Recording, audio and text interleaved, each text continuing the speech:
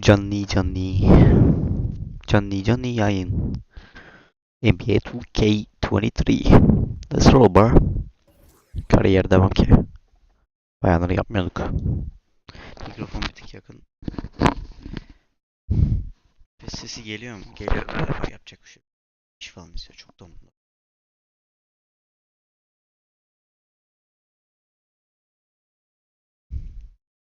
E23 yayını. Bir şey görünmedi yani. 2024 hala 2024'te 2K23 oynuyoruz. Çıldırmalık. Çıldırmalık. 2024 alacak param var ama almam. İhtimali yok. 2023'ün aynısı bilgisayarda.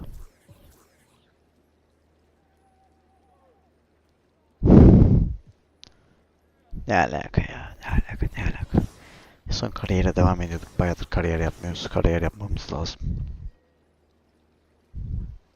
1600 para var diyor. De yapa bastım. Fullemişiz zaten.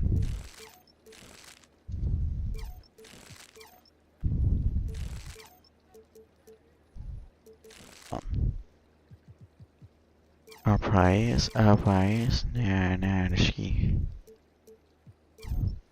What the fuck my blood, what the fuck my car, what the fuck my reefer. Bas şuna ya. 75 olacağız yakında. Ben nasıl benim öbür karakterle 85 olmuşum lan? Hiç ilerlemiyor. Vallahi çıldırmalık. Dizici yoktur büyük ihtimalle, çok da önemli değil. Saçı değiştirmem lazım ya. Gerçi benim saçlar buna benziyor da şu an.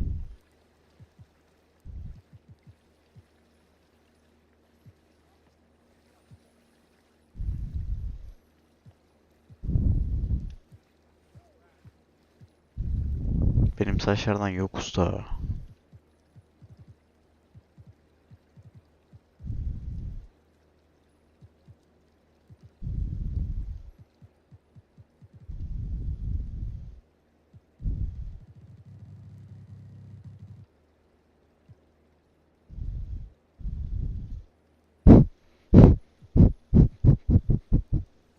What the fuck is this abi?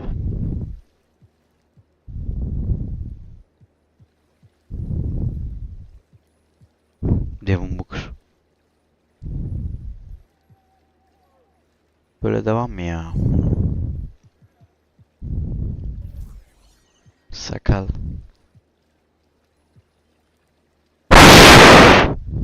Kulak amcıklaması. A price, ne aşkı.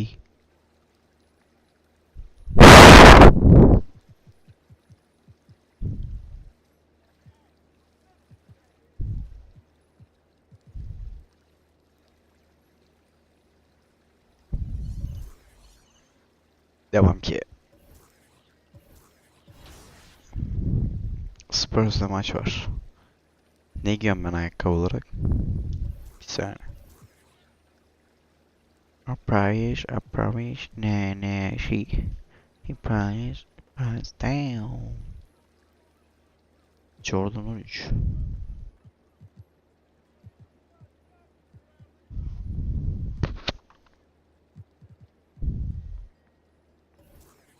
Grinch'ler gelir ya. Grinch'ler gelir ya. Bir iki maç atacağım, çıkacağım ya. Yani şunu. Bu form olması lazım.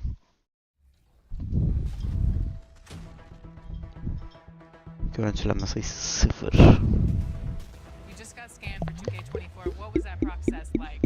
Well, I'm glad to be a part of this, and yeah. So that was that's funny, but that's really precise. Like it's impressive. Do they scan every player or? Only the creme de la creme. Yeah. NBA yamayı abartıyor ya. Bayağıdır oynamıyorum. Sesim az çıkıyor olabilir, gecenin körü çünkü. Sabah olmuş hatta ya. Kimse izlemeye Crucial vermez. time of year for a lot of teams, Smitty, deciding whether to go all in on the playoff chase or look ahead to next season. I don't know, BA. For me, it's all about trying to make the playoffs and win a championship. Yes, you can still keep an eye on the future when you're trying to win. And a look at the starters for the Spurs. At the 2 and the 3, it's Vassell and Johnson. And it's Jones in at the point. Shot from 12. Doesn't go that time. Now Memphis takes it the other way. Coming into this, having knocks to win against San Antonio in their last game. Hey, their activity on defense was Grafikler güzel terrific. gözüküyor lan. It was just full effort at that end of the floor and a bunch of blocks to show for it. This was their game plan going in. Make shooters uncomfortable by challenging every possible shot. Bok gibi oynayabilir, kusura bak. Grizzlies.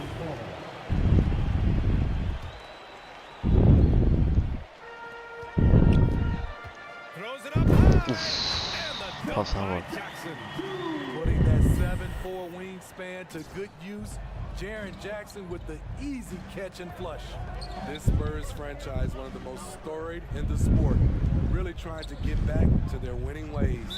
And there's the whistle. Illegal Hop. screen is the call. Illegal screen. Was leaning Yatın lan a bit aşağı. right there. His feet may not have been planted. Camurat lige geri döndü. Obvious call by the officials. Geri döndü. So difficult to stay Bayağı iyi planted, oynuyor. especially with all the motion around you. Annoying turnover. Here's G. Girmedi. He played a great game against San Antonio. Well, Smitty, how about the Spurs here? A short playoff drought the last few seasons. They've only missed the playoffs 7 times since coming to San Antonio, BA, including the last Bir 2 sal years amına in a koyayım, beni row. itiyor. This fan base isn't used to these types Orası bu of çocuğun seasons. ha. I'll tell you what, I think he thought that was going in. I sure did. Pass to Ben Jones. staminayı fullediydim değil mi? Outside bitmiyor. Johnson. Ulan bir bok yapamaz bence ya. To the inside. Here's Vassell. It's hauled in by Ja Morant. The Grizzlies have gone 1 for 3 so far. Boom! He jammed Get it wrecked, straight nigga. Shows incredible vision for a younger player. Ja Morant's a skilled distributor. They need something Altıncı, good to happen yedinci. here.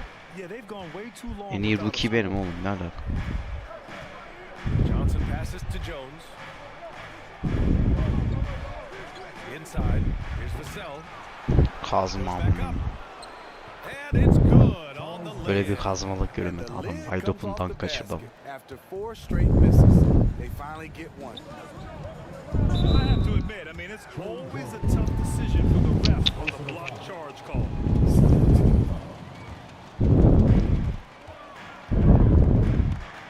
Here's G. Defended by Jones. Pass to Adams. Uf. Takes the assist and lays it in. Nice setup. Watch how Adams puts his physique to Ne work, pas verdim be. lining up the defense and finding an inside shot.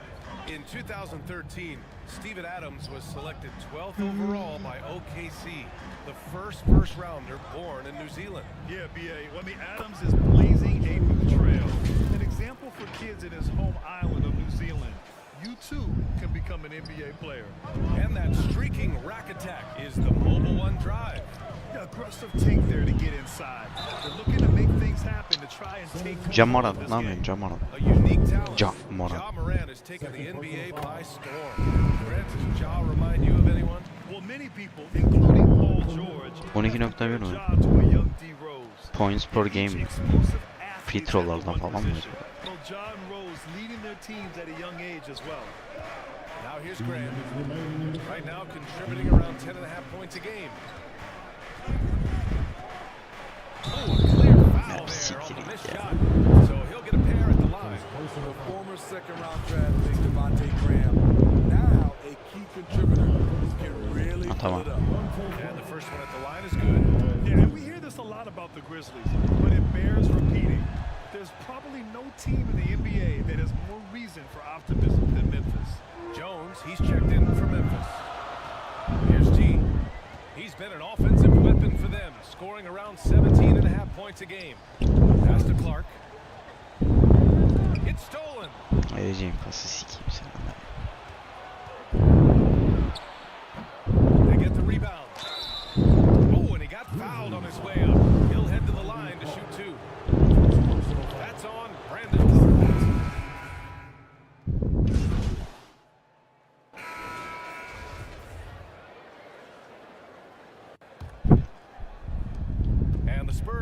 possession here. You know, I think about all the optimism surrounding the Grizzlies. The rest of the NBA has been put on notice. The NBA, and they should be. This team should be a contender for years to come. If the front office makes the right moves, which they have in the last few years, they could be hanging up some banners very soon. On the court for San Antonio here in the second. They've got Johnson, and it's Bassey in at the 5 spot. Outside Johnson.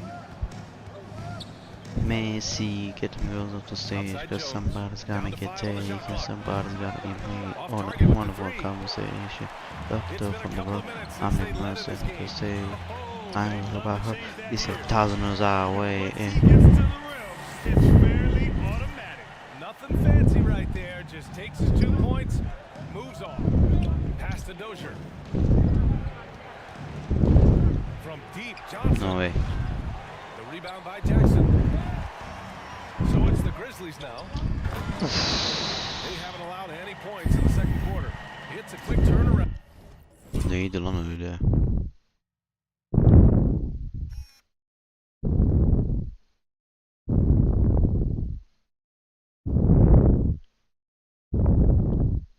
On the road. Just one Vertikale game. basmamız lazım ya. Adam az zıplıyor önce. Desmond Bane read the defense perfectly. Here's Dozier. Back to Jones. Çok güzel pas verdi bu arada. And he got the whistle on the way up. So he'll be headed to the line for a penalty. Tamam. Well, as you know, Graham, this game can be so hard Tamam, to tamam, follow. tamam. As a player, how do you determine Ne ara the difference 20-19 between being oldu lan? hurt versus being injured? That's a great question, BA. Look, sometimes as players, you need someone to protect them from themselves. Today's game, the teams today are so smart about protecting players and preventing things from Alley-oop olmasa osurmuş diye. Normal pas geçmez orada. players, the doctors, the team overall. Just Hadi be oğlum bir smart tane and asist, bir sayı, herhangi bir boka about the injuries. takım yok, takım yani ben yedim. Last game against the Spurs was all business. He contributed 40 points, and it was his highest point total of the season. He put up huge numbers last time out. We'll see if it's more of the same tonight. Dönmeyeyim oğlum bak sen ha. Well, it'll be interesting to see how much of Benim that gibi yakışıklı bir adama karşı basket oynuyorsun. Artistik yap. His goal is to Alamayabilirim provide bundan. whatever the team Üçgene mi needs basıyorum? from Ne him basıyorum? on that particular evening. Well, that's what it means to Böyle be alırlar. unselfish, Yat aşağı. putting the team's interests first.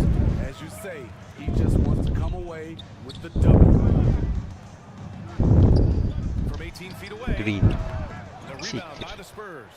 They just Ya couldn't yanmam come out on gitti top ya, last time hay they aman. took on the Grizzlies. That one was in Memphis. Neyse They geri found alırız. some decent looks, but the shots Dakikaya just mı weren't çevirsem falling. acaba şeyleri ya? Sometimes Ama o it zaman da goes çok like uzun that. sürüyor bunu They kodum never ligi. really got into a rhythm despite trying a few different things. Sometimes it's just not your night. From deep, Johnson.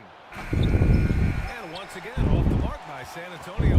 The Grizzlies have gone a terrific 4 of 5 here in the second quarter. In the 2021-22 season, we saw Ja Morant go from a star to a bona fide superstar. Aman akım Averaging seni over koyacağım 27 piki points, sikiyim ya. 6 assists, Neyse, and asist aldı. 5 rebounds. Terrific play. This is why you run your offense through him Faul de mi and aldı? live with the results. Time called here. The Spurs decide to talk it over. Smitty with Morant. His ascension into superstardom was quicker than expected. BA, before he tweaks his knee, he was in the top 5 for the MVP race, putting himself among the league's elite at the age of 22. Bu oyunun Passion, he's only gonna beyazını get ama better. bakayım nasılmış.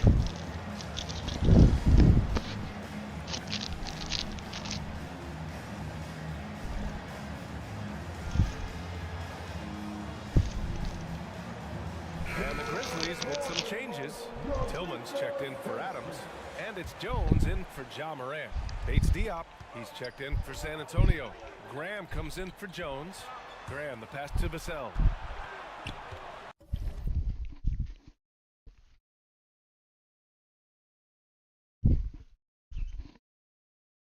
Niye bu kadar düşüyor lan bu?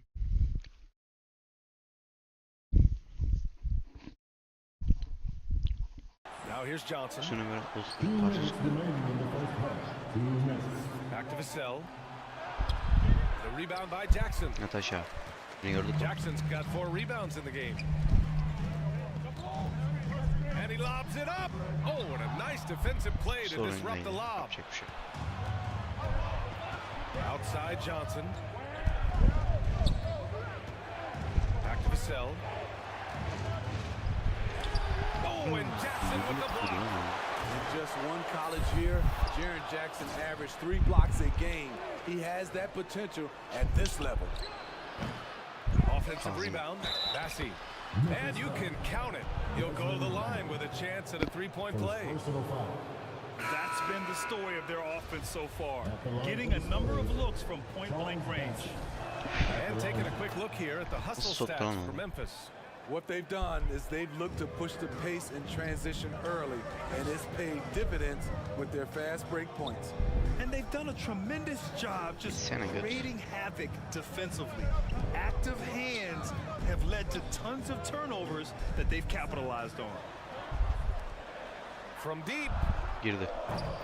G, no good. One reason this game is so tight is because both teams are hitting the boards with reckless abandon. Graham against Jones. McDermott outside. 4-3. And once again off the mark by San Antonio. Here's G. Girdi. And the 3 off target. San Antonio trailing here. Siktir gitsenize. McDermott outside. Bazen böyle. And the layup falls. McDermott's got 5 now. Doug McDermott is not just an outside shooter. He has a nice touch inside as well. Just 1 second separating the shot clock and the game clock. Here's G. And count that. 2 points. Chance for one more at the line. Benim bana alırlar Real bunu play ya. to take on the contact and get it to go.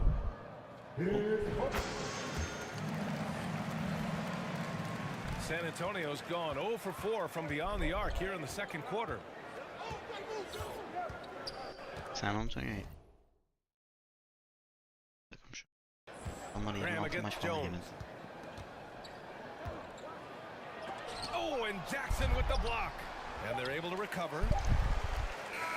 And the first half comes to a conclusion in a game that's been very close so far. It's the Grizzlies.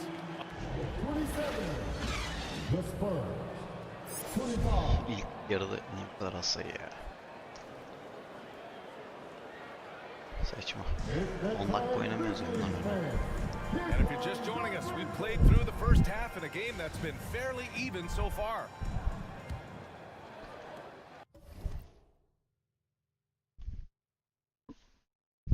Memphis leading. And we've seen the Spurs part ways with some of their best veterans. It really speaks to the talent at the top of the 2023 NBA draft. Savvy organizations like San Antonio time their rebuilds to the years when the draft boasts some of those elite prospects. Inside, it's the pair of Jackson Jr. and Adams. Then there's Ja Morant, then it's Desmond Bane, and it's G in at the 2. That's the lineup in the game for Memphis. Knocked loose, and stolen by Morant. And now the Grizzlies on the run. From deep, Bane. Bassi pulls it in. Pretty even game going here in Memphis. Boy, they need something to go to regain some confidence. No question. Way too many empty possessions for them. Here's G. And he recovers it. Ooh, and powered down. What a jam. Incredible work right there on the glass. Just doing all he can to extend that lead. Hey, once you got him on the ropes, keep swinging away. You know why? Because this defense is reeling. They had to stop there but couldn't secure the rebound. They're still looking for answers. Back to Jones. Adams against Vassell. Down low. Adams niye adamla boş bırakıyorsun amına? Intercepted. Pass to G. And he's going for the line. Ya amına.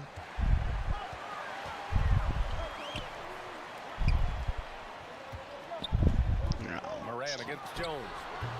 They get it back. Second shot opportunity. He can't get it to go. And for the Spurs, they're shooting an unimpressive 30% in this game so far. Stolen by Bane. And up the court come the Grizzlies on the break. When you get a chance to run the floor like that, you have to capitalize. Great hustle on that play. Time Time called here. The Spurs decide to talk it over. And some will remember that Desmond Bain was the last pick in the first round in the 2020 draft, which is something he has used as motivation over the years.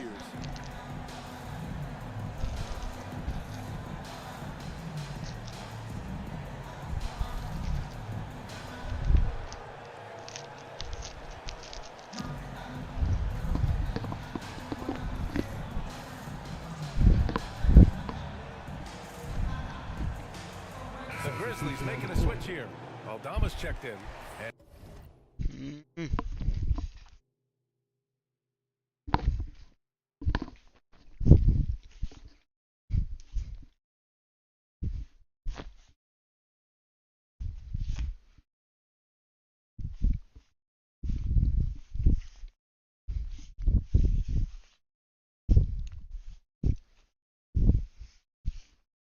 Beyaz Bueno ya.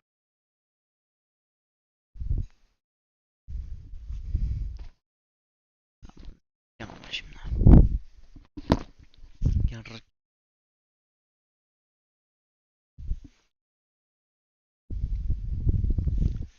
Dökülüyor amına. Sikeceğim.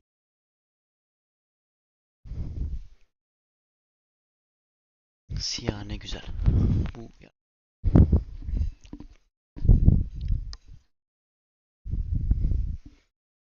And San Antonio with a change here too. Bates Diop's checked in. And now around 2 minutes gone by in this half. Vassell passes to Jones.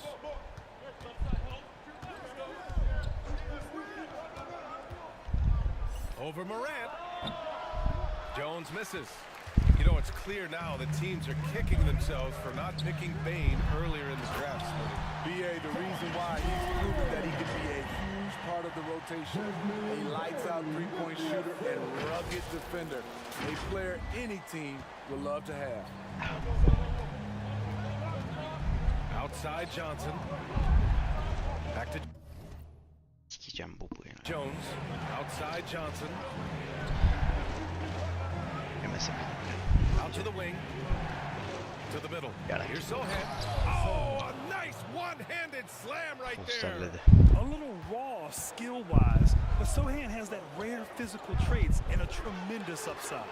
Here's Morant. Tam yapma oğlum. That one rolls around and rims out. The Spurs have gone just 1 of 3 in the second half. From deep, Johnson. Adams grabs the miss. Adams has got 4 rebounds now. Here's G. He's guarded by Vassell. Oh, and there's the whistle on the shot. So 2 free throws for him coming up. First personal foul. It's on Devin Vassell, and he knocks down the first one. And the Grizzlies with some changes. Clark is checked in for Adams. Brooks comes in for Desmond Bain. And it's Jones in for Morant. Both good from the line that time. I'll tell you, he doesn't give points away. Excellent job from the line. All right, let's check in with Allie LaForce. Well, the league and the world have endured tremendous challenges in recent years. Commissioner Silver said, quote, "We found a way to keep going under very difficult circumstances. It required enormous diligence. To keep playing throughout the pandemic, we are particularly proud of that." Brian? Hey, the show must go on. Thanks, Allie. And you can tell how much these fans here in Memphis love their Grizzlies. Yeah, I mean, BA, ever since they moved here in 2001, these fans have been so loyal. And the players are also enjoy playing here.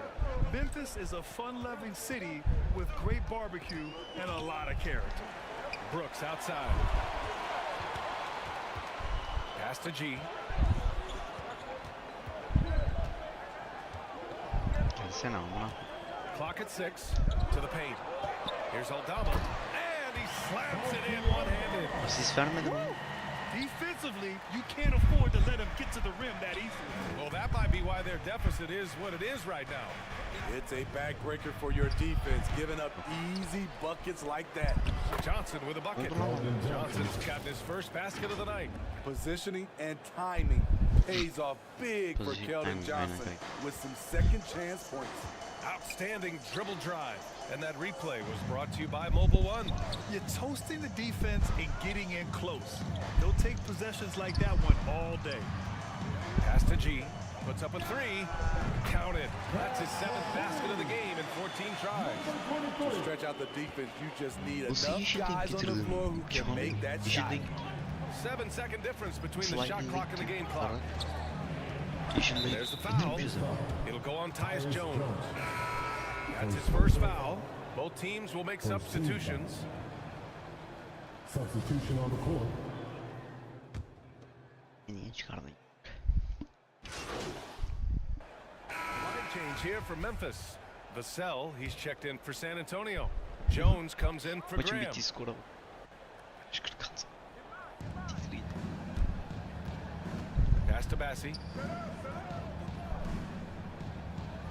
Vassell outside.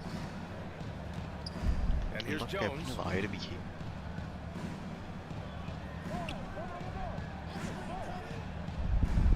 Back to Vassell. Just 5 to shoot. 5-5-5 oynuyoruz ya. Off target from outside. Well, the Grizzlies shooting it with confidence. 54% so far. So on the floor for San Antonio. If you look back to the Grizzlies postseason last year, there's one thing to remember. For most of their core guys, that was only their second trip to the playoffs. Well, for that very young Grizzlies team, I'm thinking that playoff experience last year was invaluable, Smitty. BA, no question. For every playoff game a young player gets under his belt, the more prepared he is for the next playoff run. Locks him up and hauls it in. Love the high activity level. And there's the lob. I just love that alley-oop slam, BA. Defense dis... Çekilelim. Tutamıyorum.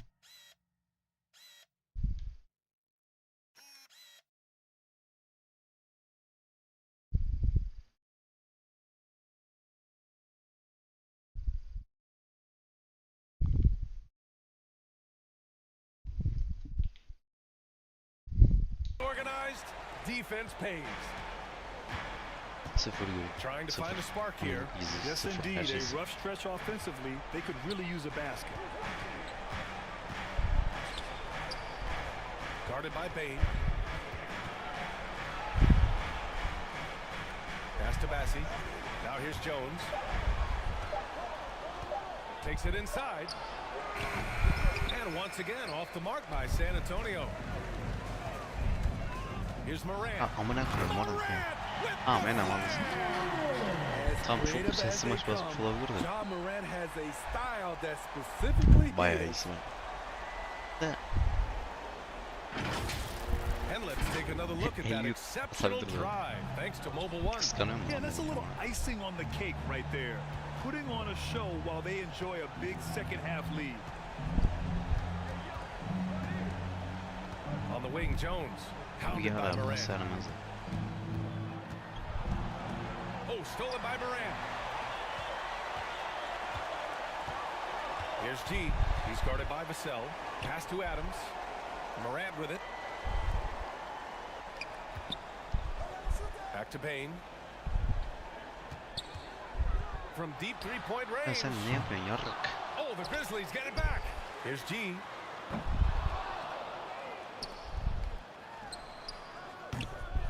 Oh, 3 chances on that possession, but they just can't find a way to score. Pass to Jones.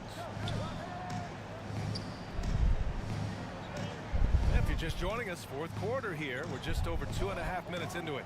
From outside the arc, sinks the tray. Easy look when the defender isn't fighting over the screen. reason why it takes extra energy to do it. You have to trust your defensive rotations, but it's worth it. Yalanlardım. Jones against Morant. Over Jones. Tam Murat ne yaptın? Here's Taş Adams. yapmışsın sen ya. And that one's good. A nice job on the glass as they picked up 2 on the second effort. And he's one of those guys you don't have to call plays for. Steven Adams is happy to eat the leftovers. Time called here. San Antonio decides to talk it over. They're behind it by 15. 1:56 left in the fourth. İzleyelim And abi now şey. a moment to present the New Balance Player of the Game. Yeah, he really got after it tonight. I mean, they asked him to provide a big chunk of the offense, and wow, he responded. The defense had no idea how to contain him. And the Spurs making a change here. Johnson's checked in. 1:56 left to play in the fourth quarter. Again, the miss by the Spurs. Trying to take advantage of soft defense. He might have gotten over-eager. To the middle.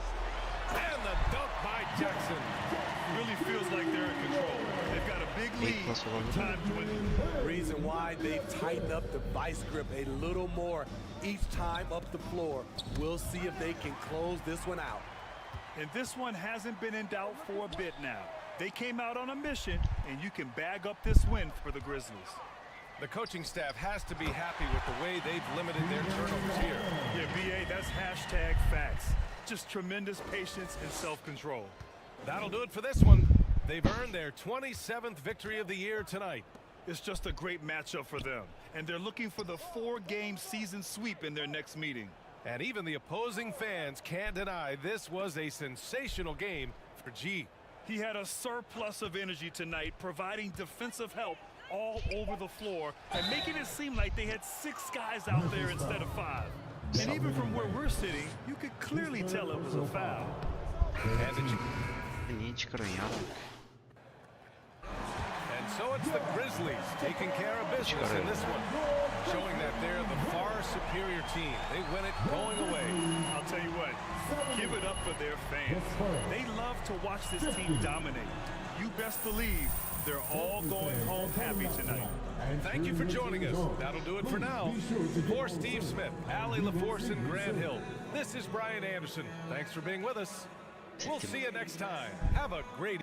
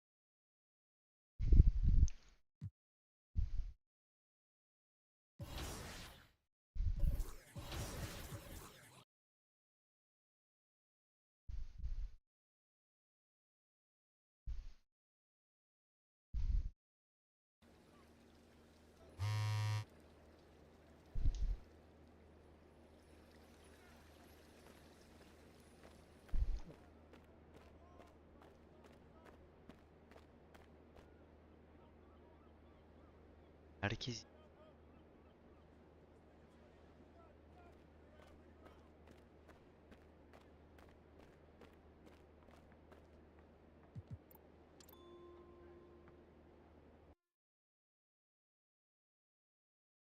sen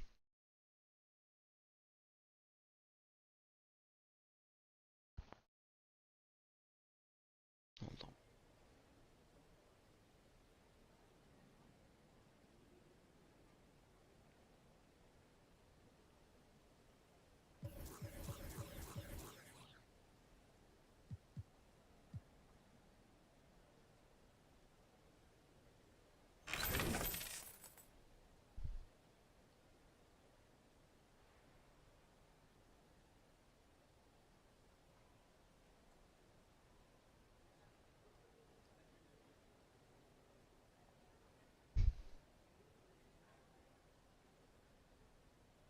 Ha. İçeri de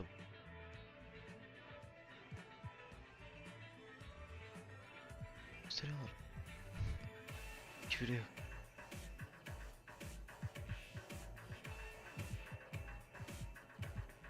Sen direkt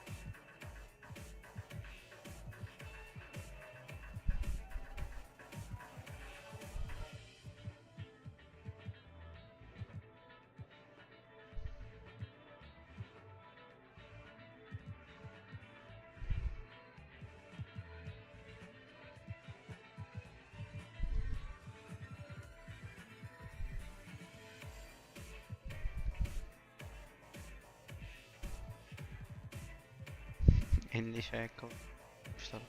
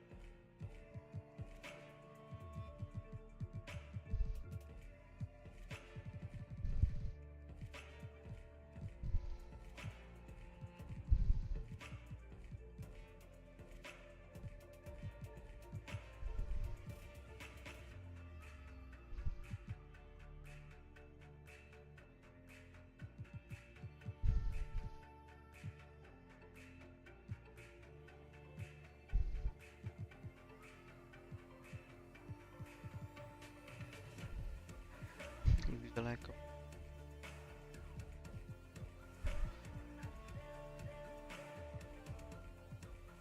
Burada ne var? İş gibi zaten.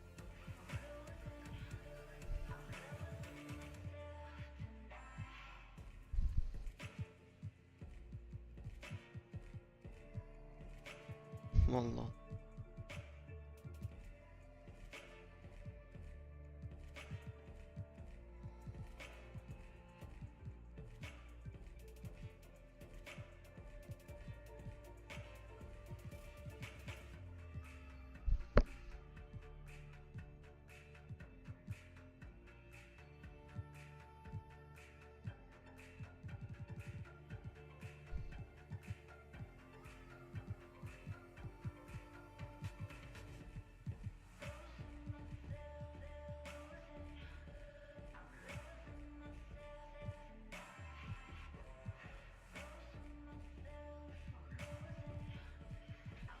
Ben de.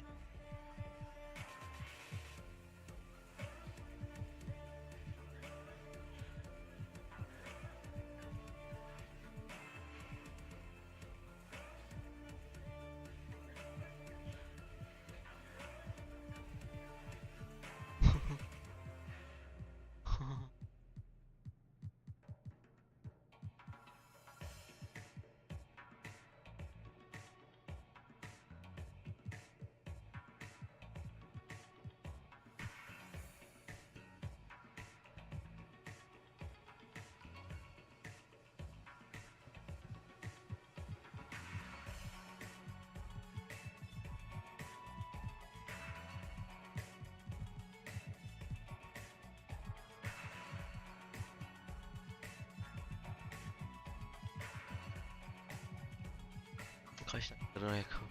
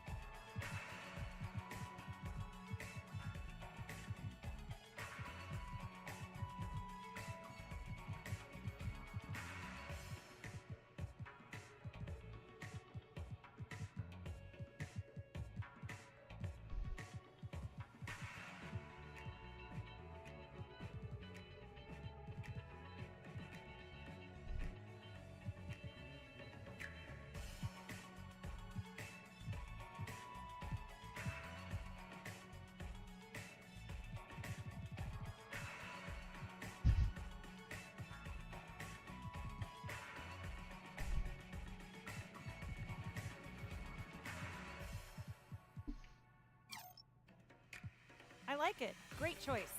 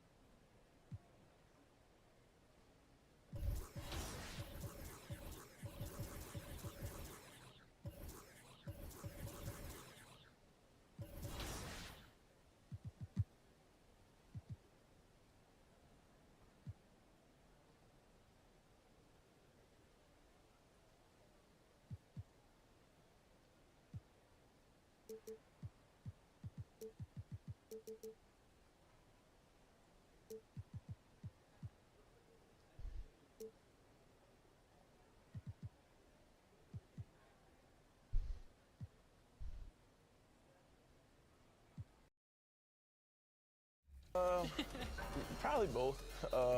It all depends on the overall, honestly. Which part of your game do you want to see most portrayed in NBA 2K?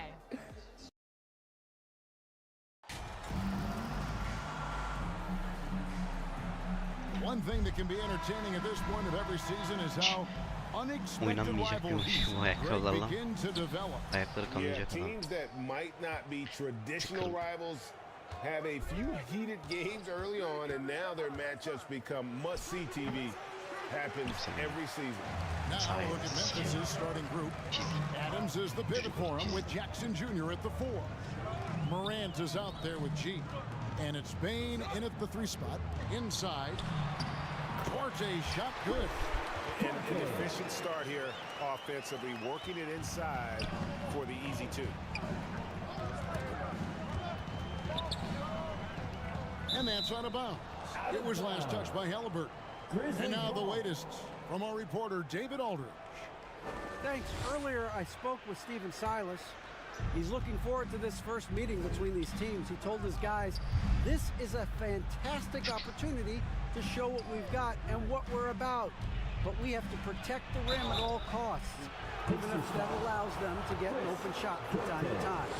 Well, it's an interesting strategy, guys. We'll see if it works. Thanks, David. The Grizzlies shooting their first free throws of the game. And the Pacers have been one of those teams that they're allergic to rebuilding, but there's clearly a youth movement in Indy, and with young talents like Tyrese Halliburton and Ben Mathurin, they already boast some nice building blocks.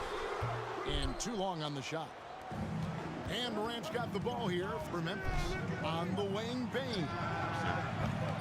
And it's off from three-point range. And it's Indiana's ball. Here's Duarte. And the rejection by Jackson. Out of bounds, Indiana takes possession. And that kind of stifling effort on defense needs another look. Boy, I like the fact that's intimidation right away. Got to show those shooters you're going to be in their face all night long. First quarter of play with about a minute and a half gone. Here's Duarte. And a lot of contact on that one, so he'll shoot 2 here. You know, most NBA first-round picks are one-and-done guys. But Chris Duarte took a different path starting his collegiate career in junior college. The Pacers shooting their first free throws of the game right now. And Greg, when Chris Duarte got drafted in 2021, he was 24 years old. How about that, Kevin? The oldest first-round pick in almost 20 years. Duarte showed maturity during his first year. Great defense. Not someone you have to spend a ton of time developing. How about how he sets his man up there, runs him right into the screen, and then gets the basket. And that was the Mobile One drive. Well worth a second look. And that's what a coach loves to see in a close game. Just put your head down and make something happen. Now, here's Halliburton.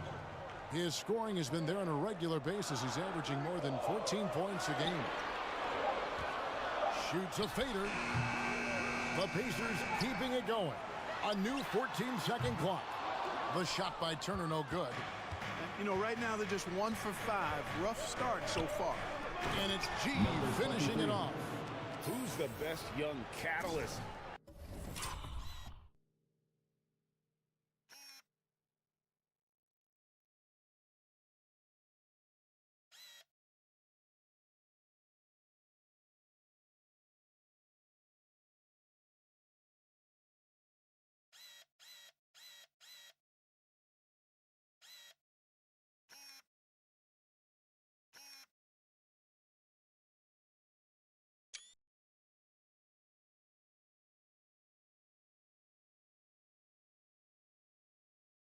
In the game. Some people will say Doncic, some will say Trae Young, and some might even say Ja Morant. Now here's Heald. A really disappointing game for him in that loss to Atlanta. Sen Adamlar şey Out to olmasın Turner. diye Lets it go with a three. şey oluyor. It's rebounded by Memphis. Here's G, and it's G finishing it off.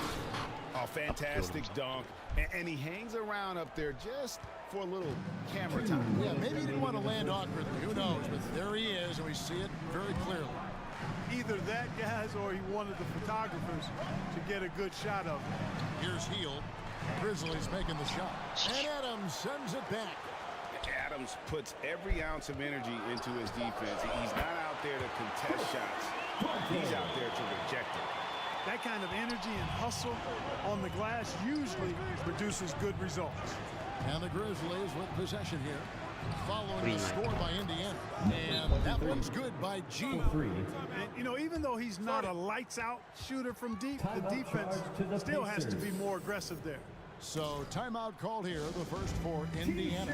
In terms of entertainment factor, can any current player top Ja Morant? I mean, we've seen Ja with some vicious in-game throwdown. Both teams deciding to change it up. Clark up top, and he's going up for the alley-oop. And it's G finishing it off. And guys, we talk all the time. Ciddi olmasın oğlum. Smash.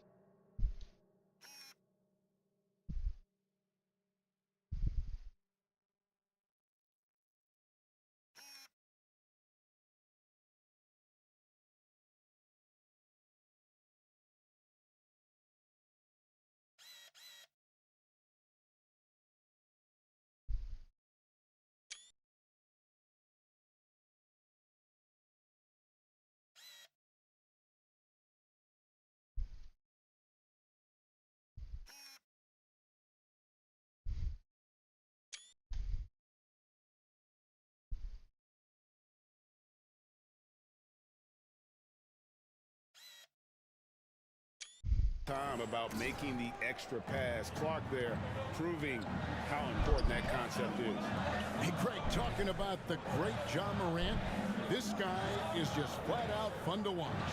Well, Ja's been known to go off for 50 on any given night, but he also looks for others, dropping some nasty dimes. Morant has an insane combination of athleticism and skill. This guy can do anything, and he's not going to miss that sort of an opportunity from deep.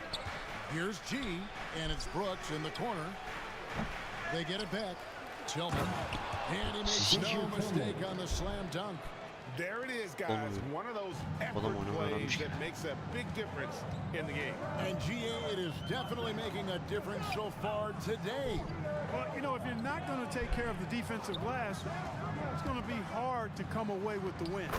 Nembhard's shot is good. Yeah, another nice bucket down low. They've really been able to work the ball into the post effectively here so far. Here's G. Boy, he was something else against San Antonio. To the inside, stolen by Jackson. And foul on the shot, so he'll get a chance at the line. It's going to go on Tyus Jones. I tell you, one of the things I've noticed about Halliburton is his endurance, man. It's off the charts. He's always pushing the pace and really outworking other guys most of the time. He's constantly revving up the motor and taking things up a notch. Oh, what a pass, and then he lays it in with the circus move. So smooth.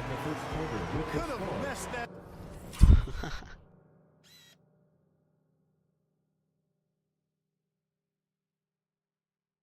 Easy.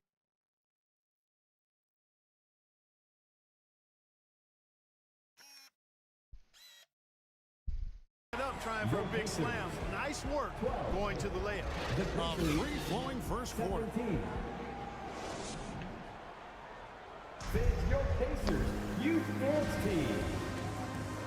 And hope you've enjoyed the broadcast so far. Halfway through the first half in this one. And for Memphis, guys, what jumps out to you stat-wise? Impressive start, They came in with a well-conceived game plan and have executed. Yeah, you know what? Makes it really easy for the coaching staff in that case. No adjustments needed. Just keep on keeping on. They've got Neesmith, and it's Turner, and it's the Vice. That's the 5 to begin the second quarter for the Pacers. On a heel, he's checked in for Neesmith. He's gone 2 for 2 at the line so far. Mark, when they're evaluating draft prospects, we always hear about wingspan, arm span. How does that translate to the basketball floor? Well, it's actually reach factor, Kevin. That's a huge component of defense, particularly when you're talking about guys switching all the time. So the ability to cover ground, to challenge shots from a distance, that's why wingspan is so important. And you think about it, multiple defensive player of the year, Rudy Gobert, perhaps has the longest wingspan ever recorded at the Combine. A moment now to hear from our sideline reporter, Hall of Famer David Aldridge. David. Hey guys, G in their last game against the Spurs got the job done. He finished with 20 points, and along with what he did on offense, he had a big defensive night as well. Another outstanding outing, something that's become more and more commonplace for him. Bring it back to you, Kevin. Thanks, David. Yeah, it was a special night for him. The team really fed off his energy. Yeah, the catalyst for that win, it was an effort that I'm sure he's hoping to replicate tonight. Yeah, you know, all indications are that he feels good coming into this. Feels confident that he can build on that prior success. And Indiana making a change here. Wara checked in. 2 on the clock. From deep three-point range, G with the rebound. And the Grizzlies leading by 6. Here's Jackson. And they call the foul, so a chance at the line for one more coming up. And here's a guy that's not in coast mode. Jackson's going to give it all he has every minute he's on the floor. That's how he earns. Jared Jackson Jr. has become elite. Triple J finishing top 5 in 2022 in the Defensive Player of the Year vote. Greg, why do you think Jaren Jackson Jr. made that leap defensively in his game? Kevin, health. Jackson was finally back to 100% in 2022. The ability to kind of fully use his physical tools, and Jaren's still learning from playing night in and night out. Now living up to that massive potential. Here's G. Shooting foul as the whistle blows. He'll shoot 2 free throws. First personal foul. I mean, even from over here, you can see that one pretty clearly. No question about it. I mean, a ton of contact and a good call by the officials. Yeah, nice job of drawing the contact and creating opportunities at the line. My kind of hoops. Straight ahead, playing downhill and physical. Here's Jones. Rebounded by Jackson. Pacers trailed by 10. Oh, and there's the alley-oop. And the dunk by Smith. You gotta love his hustle, leading the defense, no time to react. And you know you're gonna get those buckets, guys, when you're quick to get out on the break. Get that ball up the court as fast as you can. G passes to Tillman. Trying to go for an alley-oop, but excellent defense and anticipation there to stop it. Now, here's Neesmith. He's averaging around 5.5 points a game. Pass to Nembhard. Plays it up and banks it in. Nembhard's got 5 points now in the quarter. They are just killing him on the interior.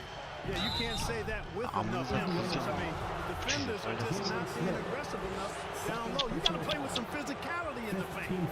And with the offense getting right to the rim, at least they saved the layup. Old school D right there, just telling them no easy layups. It's as simple as that. And that's what you expect from them. Brissett has checked in for the Pacers.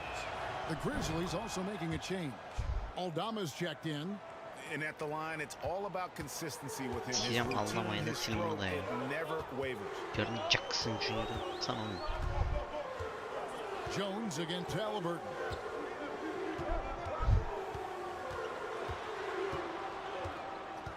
Pass to Jackson. Over Clark. A beast defensively. Clark's reach and floater is what makes him effective at blocking shots. And so it's Memphis in the driver's seat, up 8 points.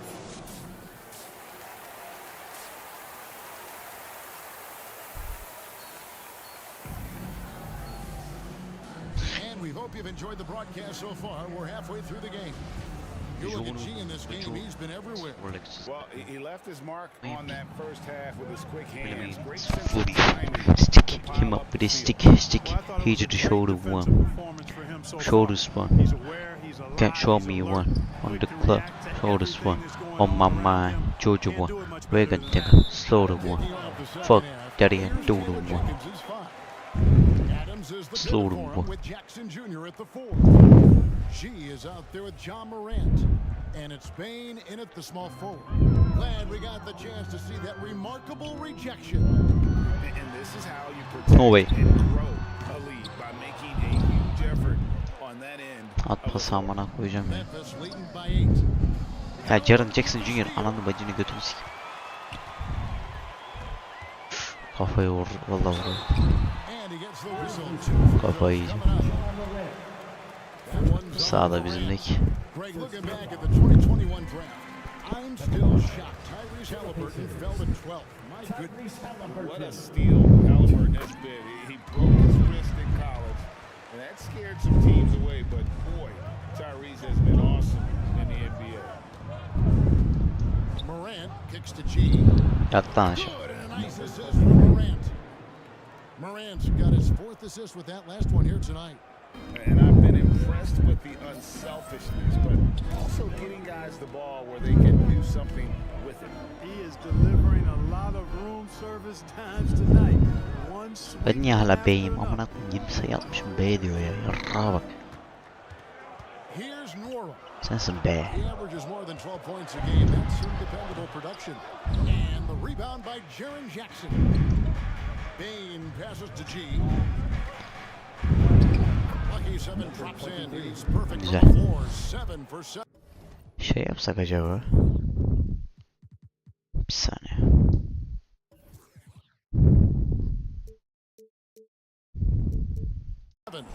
And he's the main reason they have the lead right now. He's been perfect from the field, literally. Halliburton passes to Nora. Ya 10 dakikalık maç olsa 50 sayı falan atacağım herhalde. Crane see that time from Bain. Ugly start to the second half. They missed their first. Yarrak. Yarrak abi yarrak. Ben niye o adamı tutamam ona? Mal malım The o. shot no good by Duarte. And they've got a big lead, not just on the scoreboard, but really in the rebounding numbers as well. And what I like about it, it's been a physical brand of basketball. It's had a little sandpaper element to it. Gritty and rough, but that's how you win games. And Adams with the slam. Denizler. Oh, he threw that one down. Adams, one of the fiercest Ne zaman competitors offensive in rebound the aldım league. lan ben? Well, Greg, with this Memphis Grizzlies Offensive team, rebound aldım you hatırlamıyorum. like how young and how hungry they are. It's very appealing. And these players have bought into the system. This is a selfless Amına group koyuyor oğlum. that knows each other's strengths, Alo. and it's why they've seen so much success here of late. Bain, no good. Not sure what the D was doing there. Clearly a breakdown. You can ill afford to give a guy like him that good a look. Heel. And contact on the shot, so he'll be shooting free throws here. A big part of 2 Sacramento Atamaz. blockbuster trades. Buddy Hield. Beni çıkarırsan sikerim seni. Amına koyayım senin ben ya. Oynamak istiyorum. Yarrak 10 saniye kala mısın? Ha daha 5. quarter var. And Morant's got the ball here for the Grizzlies. Maç bitti sandıydım ben. 13 points was their biggest lead in the game. The guard set will be Halliburton and Duarte. Smith is out there with Miles Turner, and it's Nora in at the small forward. Ananı sikeyim. So that's the group out there for Indiana. 4 on the shot clock. Releases. G, no good. Pacers trailed by 9. Here's Duarte, and the call on the shot sends him to the line. Third personal foul. Steven Adams picks one up. He misses the free throw. Kazım amına koyayım. İkini atamadı, ikinciyi de atamaz. Girmedi. That one is no good. This state of Indiana, Clark, they are crazy about the game of basketball, aren't they? Yeah, hoops is İkilik part midir of abi? the DNA of the Hoosier State. Drawing huge fans for high school games, college games. Ha, full court trap dedim ben değil mi bunlara? The college hoopsters and at the pro level, Yorulsunlar the amına Pacers koyayım and karşı takım Beaver ya. both have loyal and strong followings. 5-5-5-5. Here's Halliburton. And the layup is good. Siktir lan, nasıl sokturdun o zaman? A little dancing room once the screen provides that. He's ready to roll. And the Grizzlies leading by 9. And with it from outside the arc. Ay siktir. Second chance shot. And he's fouled pretty hard. Ya on that amına shot. koyayım ya, bu adam niye faul oluyor ya? Points at the line. Kodlama amına koyayım ya. Orada faul rebound aldıktan sonra adama faul aldırtır diyor. Kim olursa olsun. Steven Adams gerçekten gidip faul almaz amına koyayım. Çünkü adam atamayacağını biliyor ya. Final quarter of play, about a minute and a half off the clock into it. Here's G. Oldu amına koyayım ya. Siktir gitsin ya, ben bunu istemem. Yarrak gibi bir şeymiş. Amına koyayım. Adam geldi diye bir anda layup'a niye çevirin? Amına sikeyim. And blocked by Bain. Here's G. Down and drops through the net for his 9th bucket. He is 9 for 13 so far. And now we'll get perspective here on how the hustle game has been going for the Grizzlies. Really a great job in this one, forcing the issue defensively. Great quickness and discipline combined, making ball handlers very uncomfortable. And also, guys, they've been Amına sikerim böyle. Yat aşağı. Piç. Smacı bozuyor. Piç. Smacı niye bozuyor? Oğlum bana ne? N1 istemiyorum. Smacı olsun amına koyayım. Havada oldu.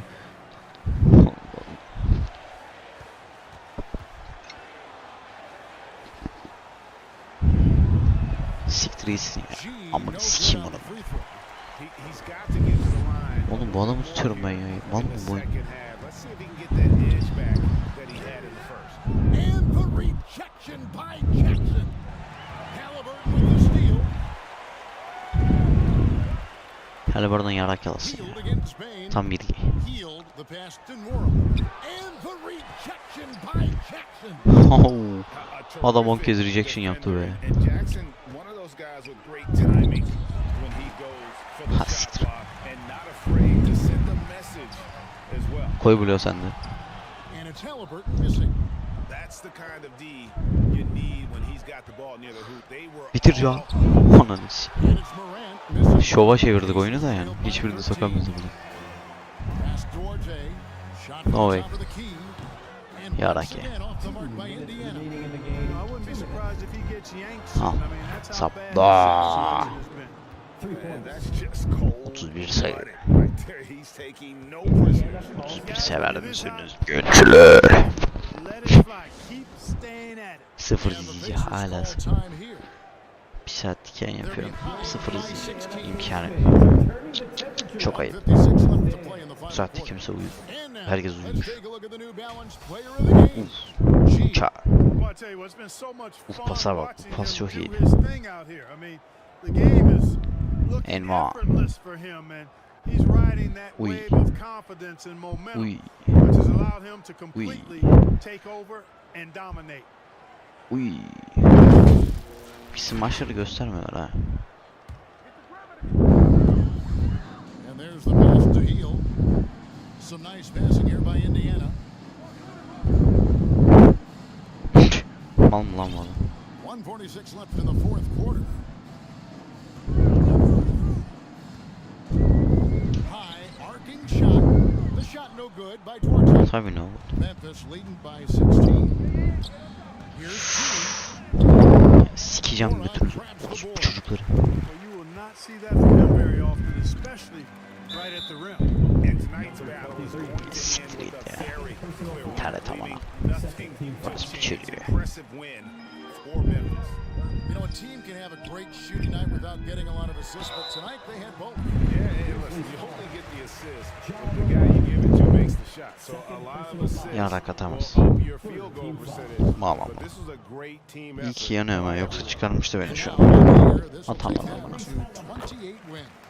And with the win approaching, they'll take the first game here of 2 that they'll play against this team. Nice to get that first one out of the way and set the tone. Hop. It sure is. It's just the two gamers since they're in opposite conferences, and you can bet they'll take the same approach right into game 2 that they had tonight. Siktir. And you know, looking back at all the contributions tonight, it was a Yeşil really attım ama. phenomenal Siktir all-around gitsin bu. game for G. There wasn't much they Taraftarın could do ses to yok slow him solda ama. down as he was converting every good chance he got. Sustu amına koyayım. Pacers yarak yedi. Halliburton passes to Hield. Here's Duarte. There's 49 seconds left in the fourth quarter. Ha siktir ya. That's his third foul. Atamıyor yarak. Bonus situation in effect led to the free throw line for 2. So both teams changing it up here. And that one goes in. 2 from the line that time. And so it's Memphis with it. They've only given up 5 points here in the fourth quarter. There's 38 seconds left to play here in the fourth. Here's the line. Ya yarram ya. Ya siktirsin gitsin ya. Sikeceğim amına koyacağım ya. That will get him his fourth foul of the game and give the bonus rule ahead of the line. Atamaz ama. And that was the last thing they needed. Now the clock is stopped and they put them on the line. Yarrak kafası. Şey atamıyor amına. Obviously, he didn't get the message. Not nearly as productive a trip to the line as he'd have liked. They need all their free throws to go down at this point. Here's Morant. Johnson with the Amına koyayım. Niye girdi ki? Boş boşuna blok edin Murat. Here's Duarte. 2 free throws coming up and they call Senin amını sikeyim ben ya. Yemin ederim siktir git. 10 saniye kadar çıkaracak beni. Yarrak kafa niye çıkar? 10 saniye var. 10.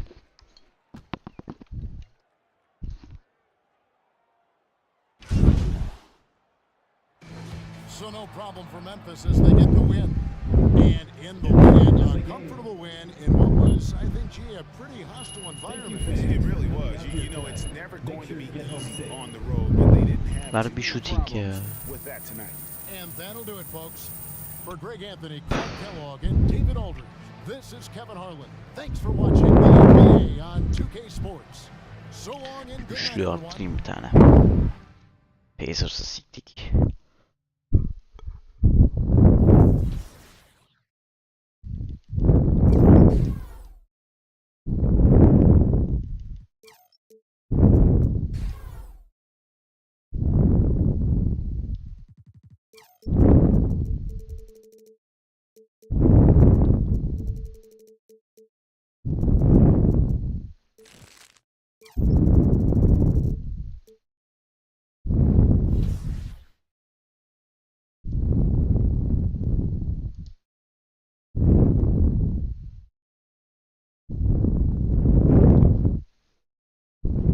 Maç yenilmiş miyiz lan? Hawks ne alaka ya? Allah Allah. Lan Hawks. Geçen sezon iyi miydik? Vay. Vay. Vay.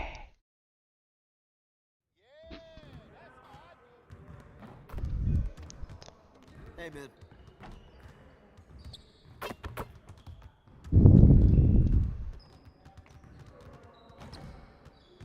Bu ne lan?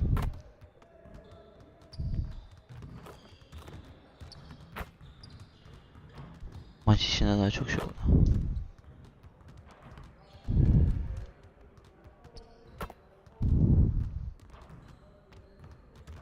Ve bana ver orospu çocuğu.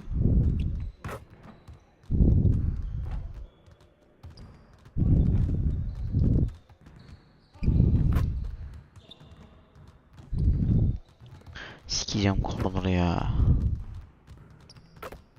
Girsene amına koyayım.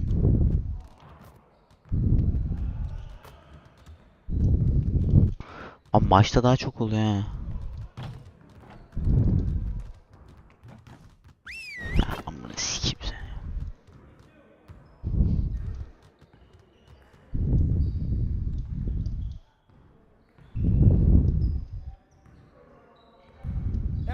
Listen up.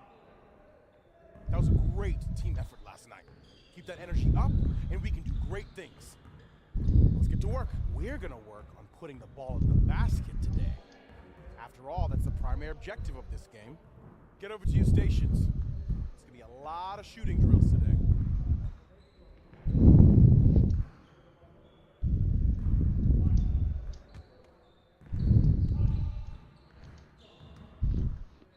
You got it. You got it.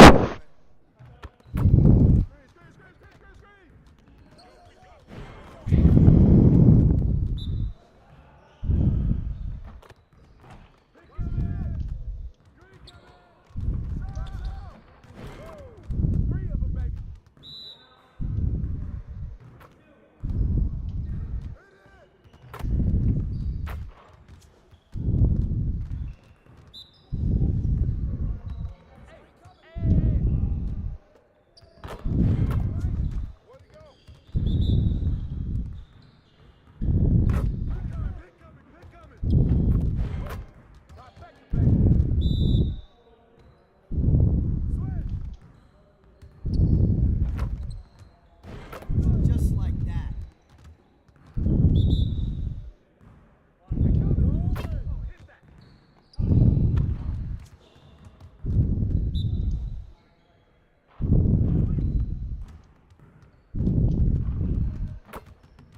You guys the ones who gonna be losing today.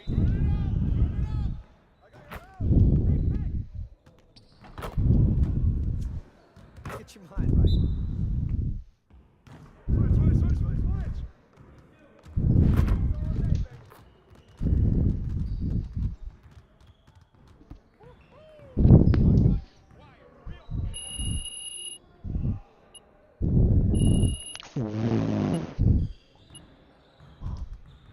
Aferin lan, iyi verdi. Ya sikim defensif şeyini.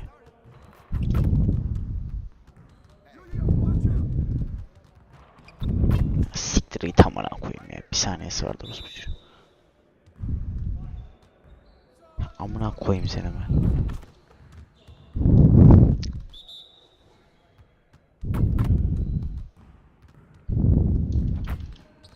Ya bir sikeceğim amına koyacağım ya. Ya orospu çocuğu dursana. Alarm çalıyor. Sikik.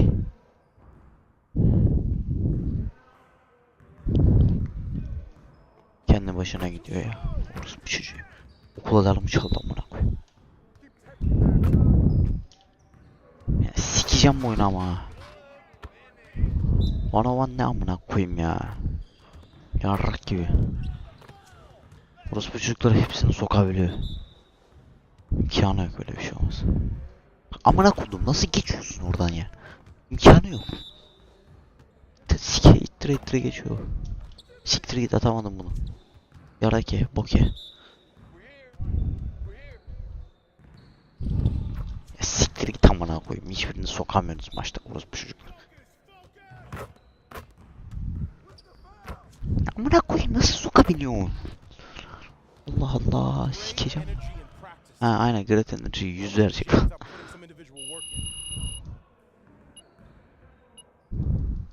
Hadi sikeceğim ya.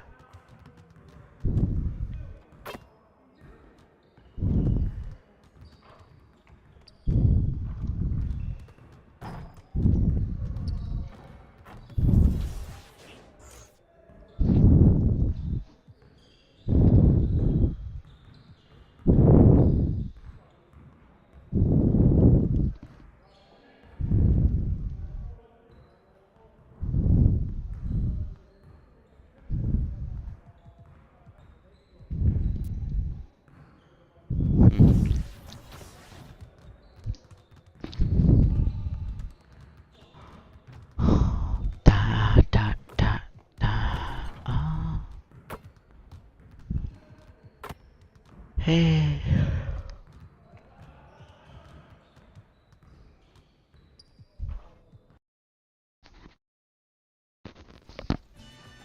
If there's one badge that your player needs to have in the game, what is it? Catch and shoot. Yeah, at first, because at the beginning, when your grade is low, if you're making your shots and catch and shoot.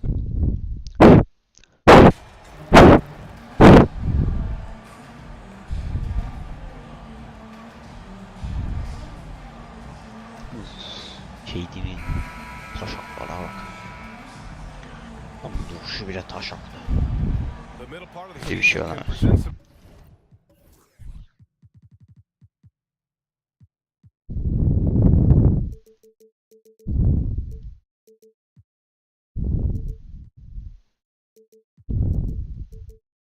Unique challenges.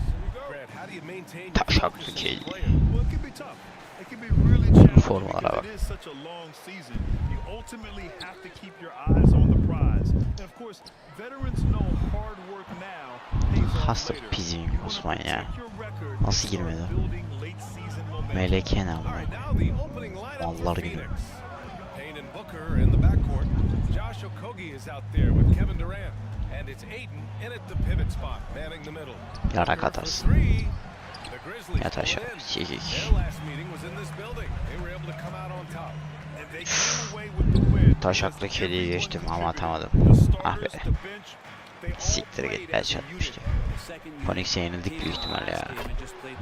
Ha siktirim bana. Desmond Bey yapacağım falan sikim. Attack mode from the start. Exactly what you want coming into this game. Tone setting right here early. Love that tenacity. Atama. That free throw good from Booker. Well, have we gotten used to Devin Booker putting up huge numbers? So a 40-point game for him feels like another day at the office. Now here's Payne. Siktir taşı. Checking his numbers, he's put up a little over 9 points a game. Right Ver wing. amına. Inside. Senin amını sikim ya. Left side Booker. Ooh, good work defensively by Adams. Well, you talk about Booker's Versene amına high-power oğlum. offense. He's a rare member of the 70-point club with only 5 other players in NBA history. Brent, you got Wilt, Kobe, David Thompson, Aferin. Elgin Baylor, and David Robinson.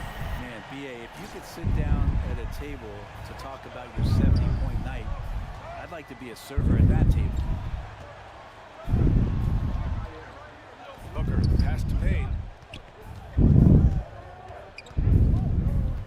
Back to Booker. Takes the three. Yok o. Yarra. Airball attı. Last touch by Booker. Aşağıma bak. Şimdiden dedim ki The bu Grizzlies kur have tutan gone adama one bak. for Bu 3 kur so far. 90'lık falan bir adam. Benim adama bak 75 Pass to amına. G. Three-pointer. Good. Buradan iyi üçlük atıyor yine de. And Morant is a natural leader. Someone who wants to get his guys involved when they're open. Here's Okogie. Back to Payne. Now here's Yeah, Durant. yeah, you came back and you feel And it's a again, good it's place, Sun might be missing. shifted So from here. far, the team just 1 of 5 and that rim shrinking. First quarter ball, almost 2.5 minutes in. And he lobs it up top. Ya Ali'ni sikeceğim ama elinden ayırın ya. Excellent defense and anticipation to stop it. Excellent divine appreciation. Yarraken sıktı. Siktir git Desmond Bane. Ben kendi adamımı tutuyorum. Yarrağa bak. Outside Durant. Yok o. Go with a three. Nails Ha it from siktir. beyond the arc. Such a reliable shooting option. KD, the guy on the floor, you'll want him with the ball to make plays like that. Here's G. And here's Jackson. And so he draws the foul. Headed to the line to shoot it Sokamaz there. ki bu ya. The son of an NBA player, Jaren Jackson Jr. I actually played a bit with his dad, Jaren 155 hadi atarsın. back in the early 2000s, which means I'm old. And some changes here for the Grizzlies. Tillman's checked in for Adams.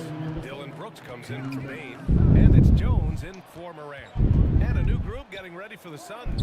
Gay's checked in for Ayton. Baisley Gay comes sensin in for oğlum. Durant. Warren's checked in for Okogie. And it's Ross in for Payne. Now here's Booker.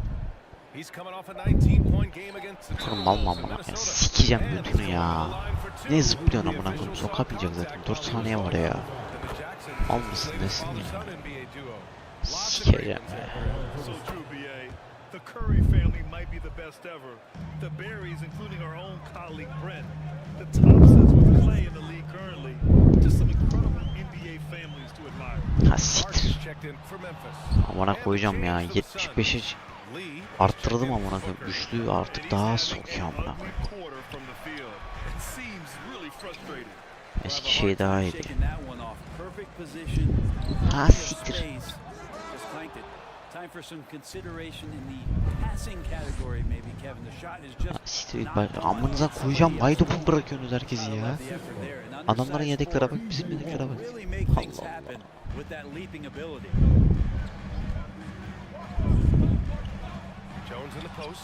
Yarram. Gel.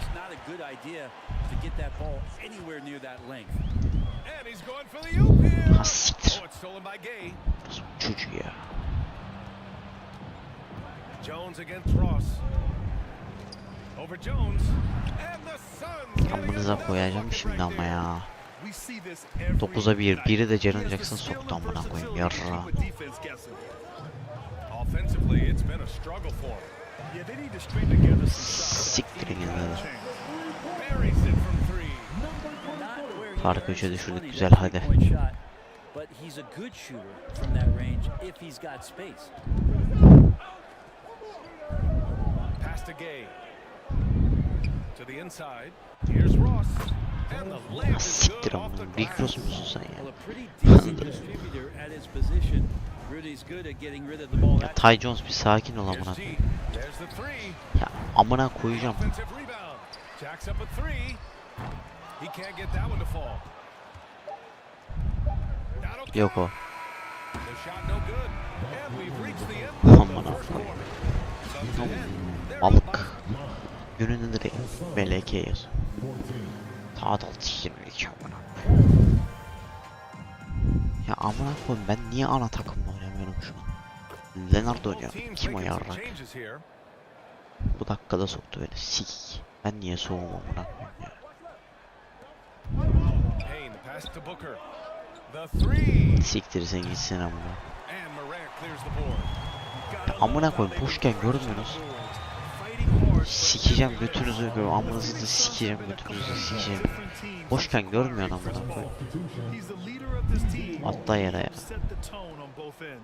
On the floor for Phoenix. Payne and Booker in the backcourt. Saçmalık amına. Out there with Kevin Durant. And it's Okogie in at the three. The small forward. Hi guys. OG in their last game against the Pacers. Siktir ya. Amınıza koyacağım bir fal yapmayın ya. Mal mısınız amına koyayım ya?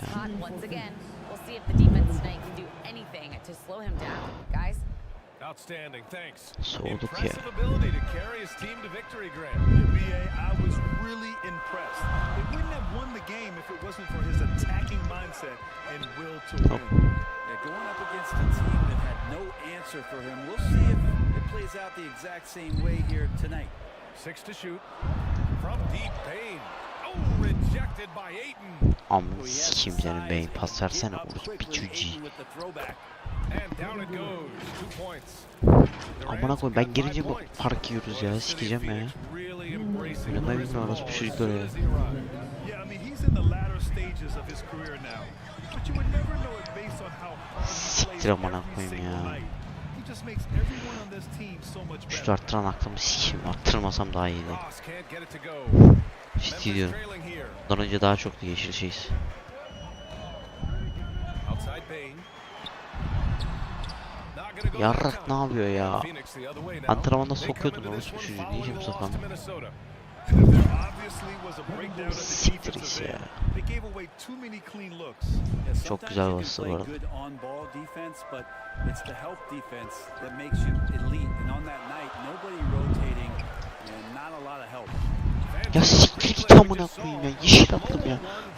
Amına dediğini sikeyim ya. Like this one, BA, you need Allah Allah. toughness. Guys who will run to the fight and get after it. Outside Ross. Saçmalık amına koyayım ya. Bildiğin yeşil attım. Fulldü yani. Yeşilin yeşiliydi. %101 attım ya. Outside Warren. İyi ya leave assignment götüne sok assignment amına. Assignment mı kaldı bu zaten? A chance to go 2 for 1, and you really must play this just right. Here's G. Lets it go from Ha sikeceğim. Elini ayarını. Orospu çocuğu. Elini sikeceğim elini götüne sok. but he can't Ne let that kapatıyor? get in his head. Especially if you're a player that doesn't get a lot of shot attempts, but otherwise the mindset is I just got to get the next one to go, and you don't want to put that much pressure on yourself. Down low. Stolen by Ayton. The smart play. Wait and take the final shot. Every second right now is valuable to you. That should be their strategy. And they pick up 2. He has 7. How smooth is Devin Booker's J right there, and inside the arc he nails it. Here's G. And it's off the back of the rim. No good. Yarak. That's just Yarak. enough defensive pressure on him to throw off that shot. I bet he gets a good look at it next. And we're through the first half of play here in what's been a good one.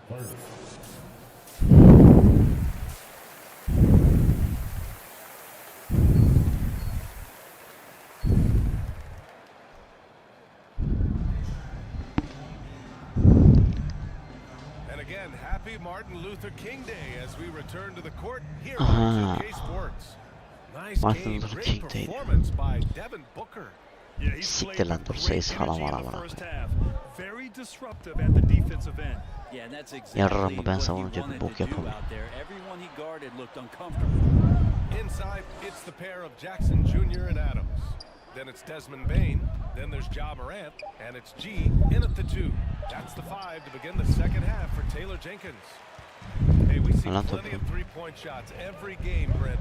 Would Ya you say it's sikeceğim still a götünüzü shooter's ya. Yeah, I would say Adam it's gibi still atın da şu slower barı çıksın bari ya. rather than a shooter Kevin Durant because, gerçekçi yapmışlar lan. look, a lot of people Yarram can yedi take bu lava. shots. There aren't too many that make them efficiently. So that part is going nowhere. I think it's about creating points and trying Bravo. to get it to the most Amınıza opportunistic koyacağım. way Bir you tane can sayıda score. sokun That's what ya. the offense's job is to do. KD On the bomboş wing, amına. Durant. Inside. Adam niye boş amına With koyayım? the stuff. Yarram How much Steven Adams attention tutsana. Durant draws, he's a skilled passer and he'll make it happen. Bitir amına koyayım. And then Morant with the jam. Bu kadar basit ya. Playing from behind, it's amazing he chose a dunk with that high a difficulty rating. Yeah, no question. That was a stellar move with plenty of swagger. Yok o. It's great to see a fantastic block on replay once again. Yeah, good offense comes from great defense. This lead is only getting stronger with plays like that. Ya Steven Adams senin amına kindini götünü bacını ananı hepsini sikeyim ya. Outside Booker. Ciddi diyorum bak valla. On target. Bir boka yaramıyorsun amına koyayım. Çıkar şu Steven Adams'ı ya. Booker's got 10 Adama verdiğim hepsine hiçbirine zıplamadı amına koyayım. Bütün ağrı mı var ne var amına koyayım ya. Allah Allah. Sikeceğim şimdi oyunu. Might let Ayton walk after that fallout during their playoff Am exit. yarram